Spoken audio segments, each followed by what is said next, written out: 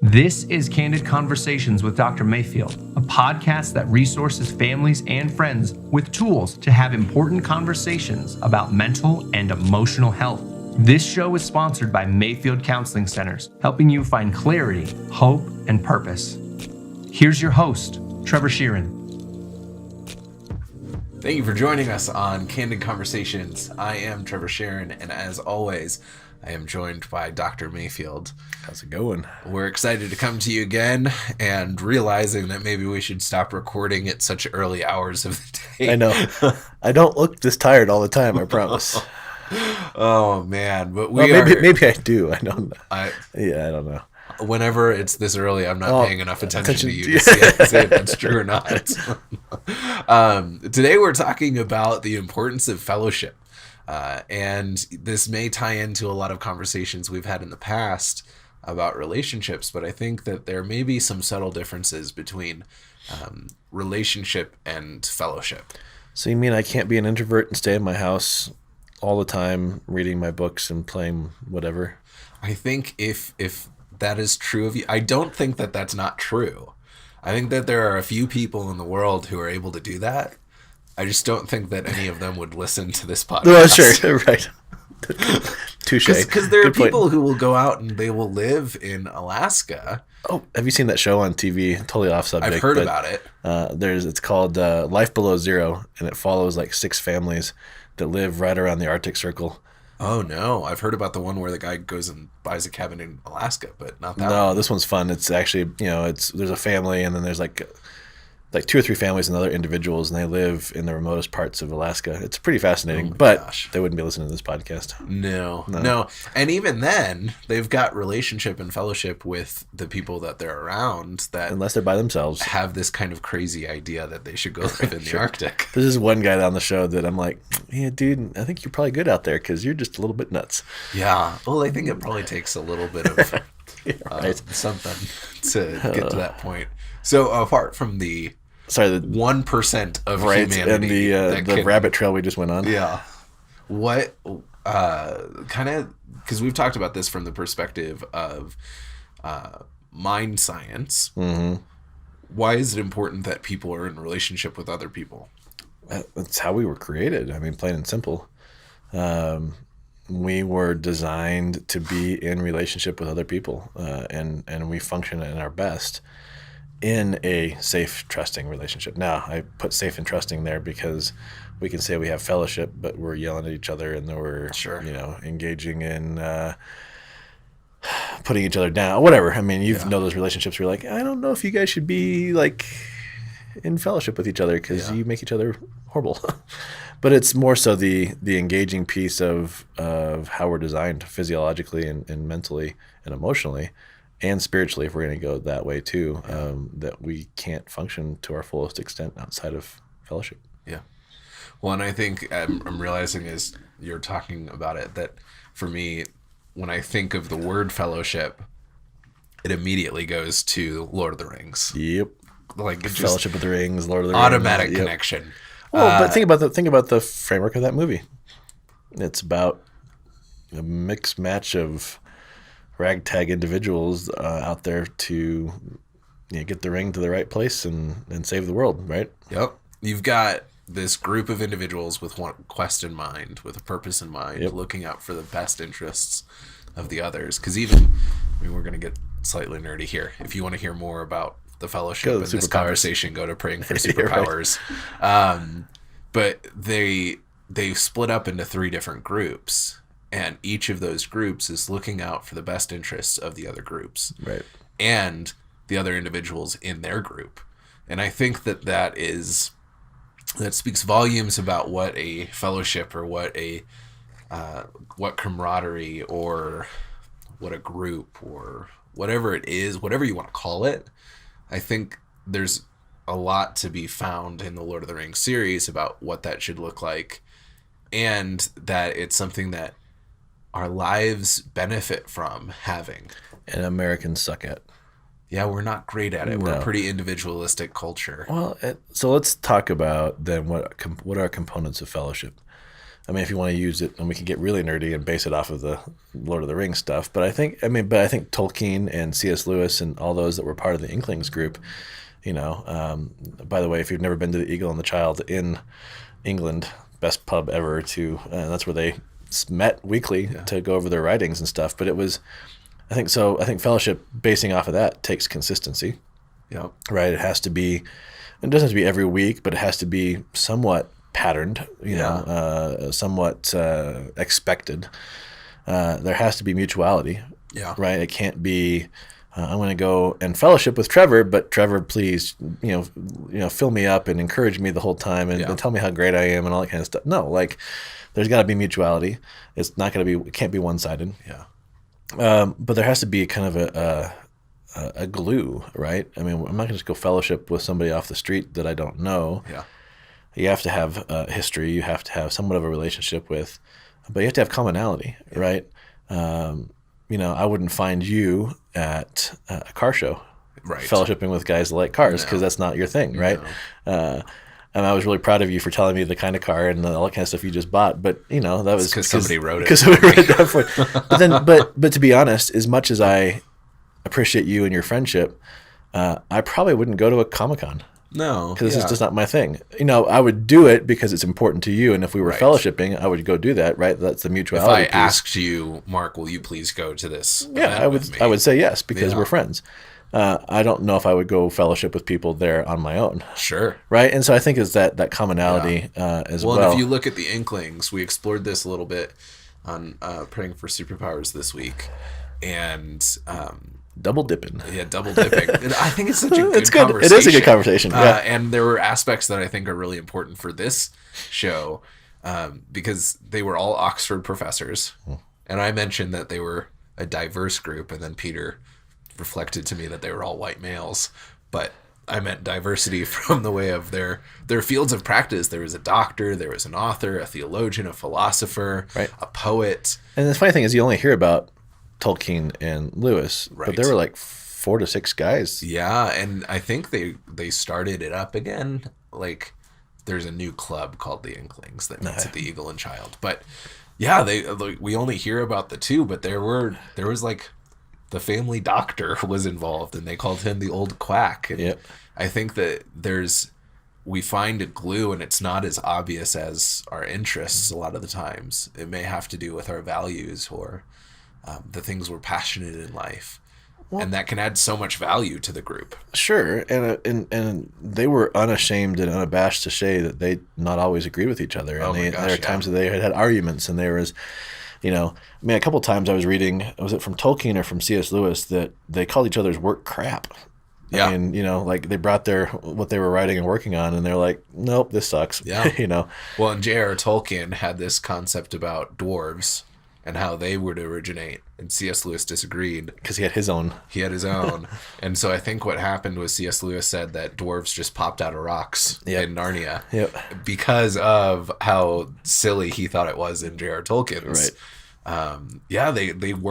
They didn't always get along. But I think that's something that's key, because I think a lot of our listeners are going to say, well, if I'm in a fellowship with somebody, I always have to walk away feeling good. Or why do you think that is? Well, I think it's a selfish understanding of what relationship is. If I'm really blunt, I think it's that we don't like to be challenged, that our initial knee-jerk reaction is that we get defensive. We make assumptions or whatever. And it's sad, because the desire I have in my life is that I have a group of people in my life that are going to be lifelong friends, right? Maybe we're not going to live in the same area all the time. Sure. But, that we can pick up where we left off when we get together. So I think that's a mixture of deep relationship and fellowship. But I think figuring out where you're at in your spheres and in your world, how do you create opportunities for fellowship? It's a good question. Because most of us, how many times do you go home, open the garage door, pull your car in, and close the garage door? Oh, well, every time. Yeah. and not just get out of the car and walk out to your mailbox or check your yard and go, oh, hey neighbor, and I have one neighbor that I know, his name's Billy, and that's it. Yep. And you've been there for I've been there for 3 years. You've had some turnaround though. It's a neighborhood with a lot of renters, but my wife and I have talked about that of like we remember our parents would have the phone numbers of all their neighbors. Yep. And they at least knew their names. The only one that I really know the name of is Billy. We in our new neighborhood, we just moved into a new neighborhood about 8 months ago, and we have the numbers of our neighbors and we know them. And but how do we hold that balance of I don't want you in my house all the time, but I do want to create some opportunities for fellowship. Yeah. Let me ask you this question: do you think fellowship and relationship are synonymous? I think that it's sort of like all ravens are crows, but not all crows are ravens. No, opposite. All ravens are crows, but not all crows are ravens. Okay, you lost me there. All squares are rectangles, but not all rectangles are squares. So I think that all fellowship is relation. No, all relationship is fellowship. Okay, but not all fellowship. Relationship. All relationship is fellowship. Yep. Not all fellowship is relationship. Correct. Okay. The opposite. Say that again because I think our listeners are. I think I have it. Sorry for confusing everyone. Everybody's like, huh? I think that all fellowship is relationship, but not all relationship is fellowship. That makes sense. So if I'm in a family or have a friend that I'm like, or a person that I'm in my life that I'm like, okay, I have to be in relationship with you because of work or proximity, but I really don't want a fellowship. Yeah. Gotcha. Okay. Or friends that you sit next to and just scroll Facebook with. Like, I wouldn't count that as fellowship. I don't think that's friends either. Because I think especially if we're pulling from the Fellowship of the Ring, that there was a lot of intent in that. With the Inklings, there was a lot of intent in why they were meeting. Well, and I think, and I think that's the big thing is intent. And I think we don't, as a society nowadays, and this is a broad sweeping expose, but we're not intentional anymore. I think in a lot of different ways, right? Which ties into your theory about complacency. It does, and if we're complacent, then we're not engaged, and if we're not engaged, then we have the right in our minds to be on the extremes. Or if I'm being challenged, I'm going to disengage because I just don't want to deal with it. Yeah. Or I'm going to lash out at you and those kind of things. And that I think is the absence of fellowship. Because if I'm in fellowship with you, and we have been over the last. We were talking about this a couple months ago, about 3.5 years now. Yeah, something like that, and I lose track of time. Yeah.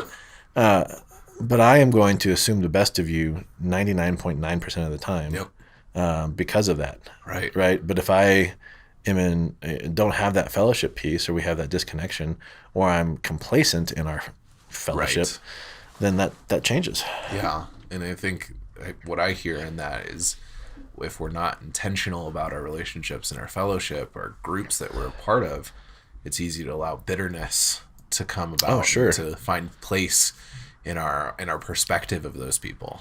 Well, let me ask you this, as we're talking about this, do you think that there is I'm just thinking, I'm doing a lot of work right now with the intersection of intellect, mental health, emotional health, and spiritual health, and that kind of stuff.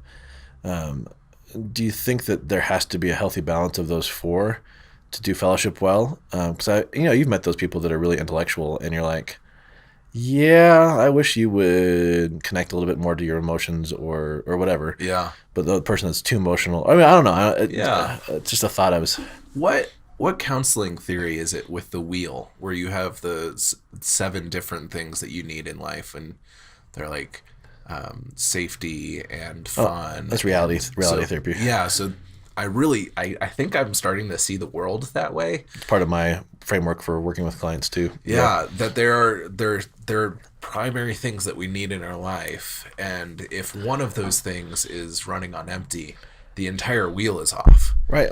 And so if you look at the wheel like a pie, and each slice is something different, so family or alone time, or I don't remember all of them, but I do know that fun is one of them. Right. And that's been really encouraging, because that means I should be having fun. It's not just I can. Right. It's this is important now. Yeah. And as I've started to see the world that way, I've started to interact with my friends that way. And so if we're like we have a couples group that my wife and I lead, and we know that it's really important for us to be intentional in investing into each other and encouraging each other and getting into some of the heavier things that we don't talk about outside of that.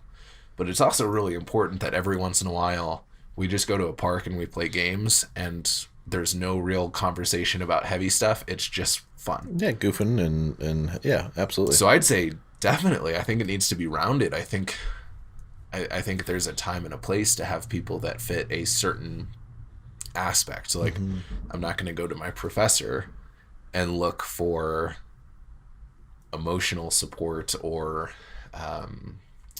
for them to tell me how to like do my taxes or something. Like I'm looking for them for the information that I need to get through my education. And so in that way, and that I think that goes to all relationship or all, whatever I said earlier. That was I think you said that all relationship is not necessarily fellowship. Yeah. Yeah, that makes sense. I wonder too, if for our listeners, how do we? This is something I've been wrestling with too, because I've been really trying hard over the last 6 months to be intentional about my schedule, not allow busyness to take over.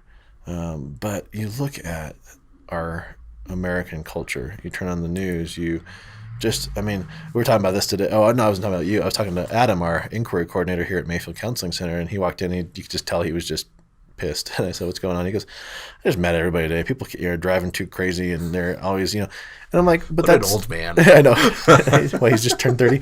But I think in some ways it's true that everybody is in such a hurry. Yeah. We're so busy that, and happens at our churches, this happens in our schools, this happens in, our neighborhoods. I mean, everything that we've just talked about, that we don't slow down to take stock of life. And that's part of why I'm not saying that there's a culture or a country that has it all together, so don't hear me say that.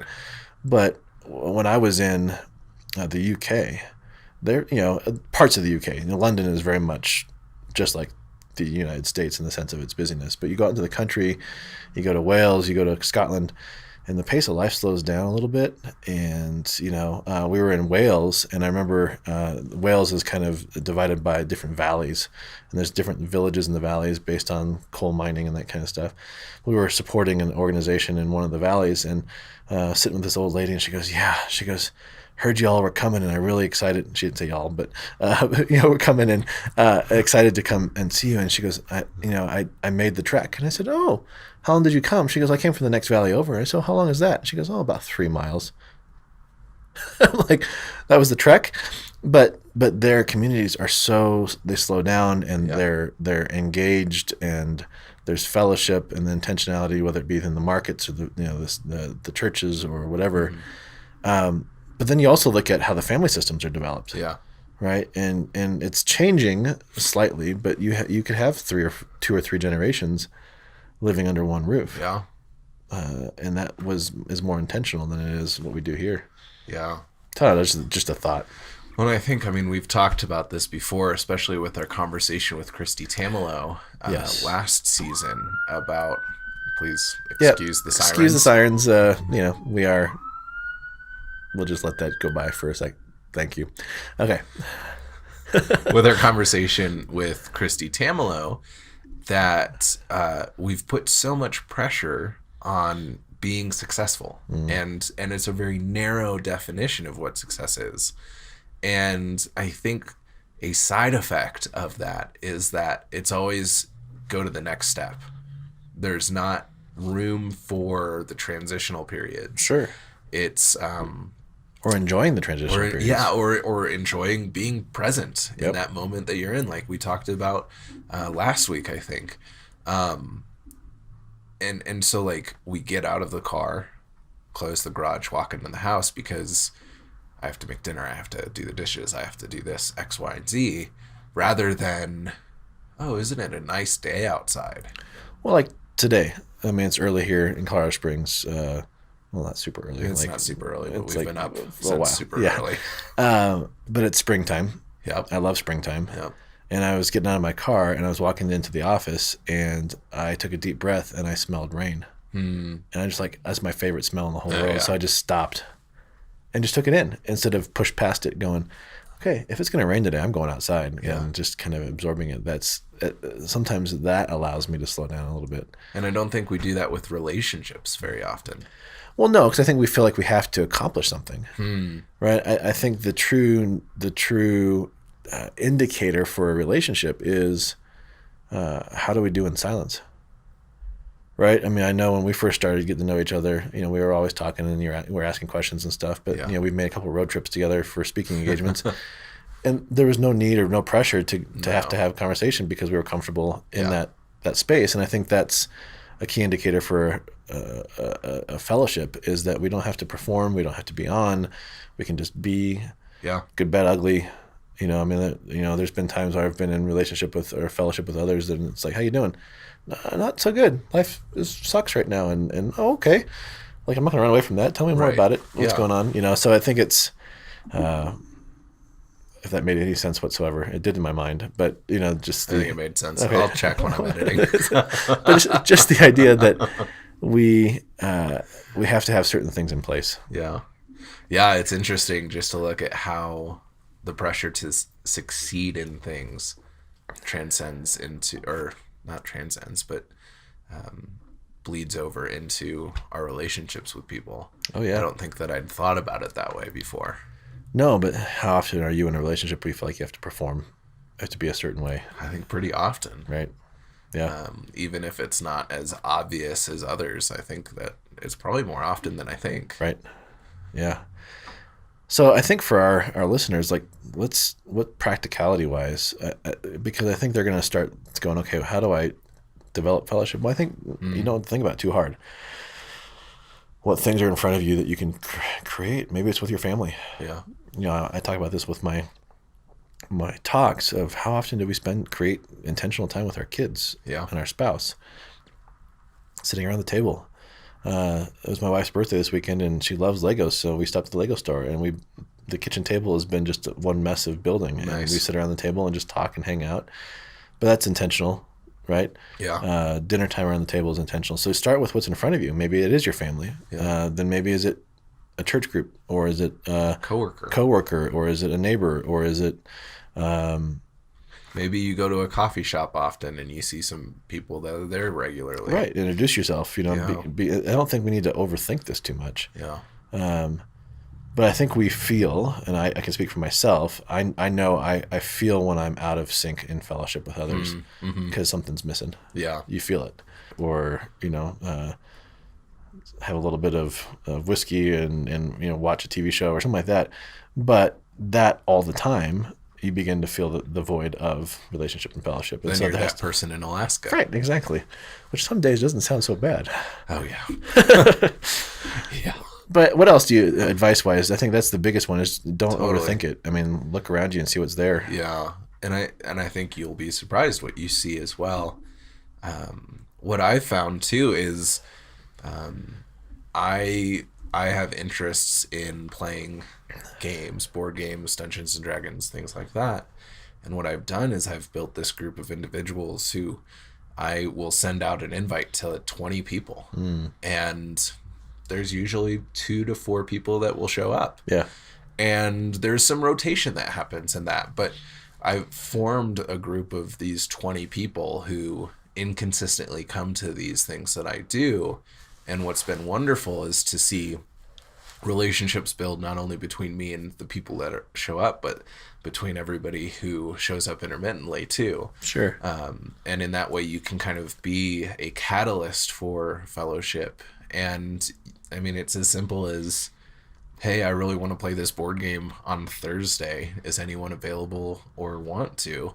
And if people show up, great. And if they don't, it's not like you're taking it personally. It's just you're putting it out there. Right. So definitely. Yeah. And I think there has to be that expectation too, because I could only imagine, like, I've been in situations where I'm really excited for something and I invite a bunch of people and no one shows up. Right. And then it's hard to not feel like that reflects on who you are. But if you just put it out as like, hey, I'm interested in doing this. Does anyone want to join me? Right. It's low risk. Well, as we close, that's the biggest thing that I've done with my kids, is the biggest fellowship time I've had with them is, hey, I'm going to the store. You want to come? in the conversations we have in the car, the fun we have walking down the aisle. So it's inviting people to join in with stuff that's already going on instead of creating this extraordinary event. Totally. That we get disappointed with. Yeah. So give it a shot. Yeah. See what happens.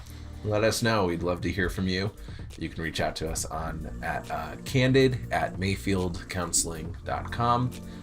And if you are looking for any help or support in whatever's going on in your life, feel free to contact Mayfield Counseling Center's 719-452-4803. Adam Smith, the guy who likes to complain about how fast people are moving, will answer your call. Nice. We'll catch you next week. Thank you for joining Candid Conversations.